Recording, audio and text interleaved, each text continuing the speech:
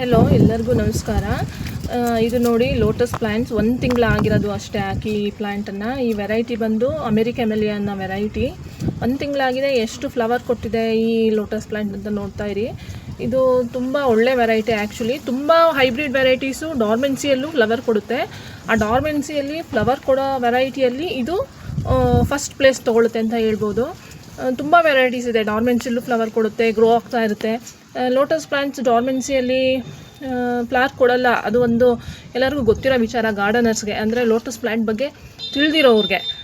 ಆದರೆ ಇದು ಡಾರ್ಮೆನ್ಸಿಯಲ್ಲೂ ಫ್ಲವರ್ ಕೊಡುತ್ತೆ. ಬರೀ 1 ಮಂತ್ ಆಗಿದೆ ಅಷ್ಟೇ ಈ ಪ್ಲ್ಯಾಂಟ್ನ ಹಾಕಿ. ನೋಡಿ ಎಷ್ಟೊಂದು ಸ್ಪೆಂಡ್ ಆಗಿದೆ ಫ್ಲವರ್ಸು.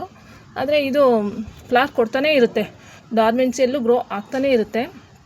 ಈ ಥರ ಮೋರ್ ಇನ್ಫಾರ್ಮೇಷನ್ನ ನಾನು ಲೋಟಸ್ ಬಗ್ಗೆ ತಿಳಿಸ್ತಾ ಹೋಗ್ತಾ ಇದ್ದೀನಿ ನನ್ನ ಚಾನಲಲ್ಲಿ. ಬೇರೆ ಬೇರೆ ವೆರೈಟೀಸ್ ಬಗ್ಗೆ ತಿಳಿಸ್ತಾ ಇದ್ದೀನಿ.